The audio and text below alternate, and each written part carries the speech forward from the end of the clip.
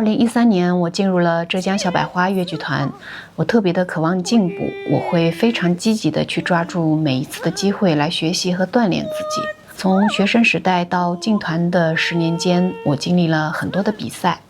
是这些比赛让我有了目标、有奔头、有机会思考和更多的进步。像越剧折子戏《珍珠塔金塔》就是在比赛中应运而生的。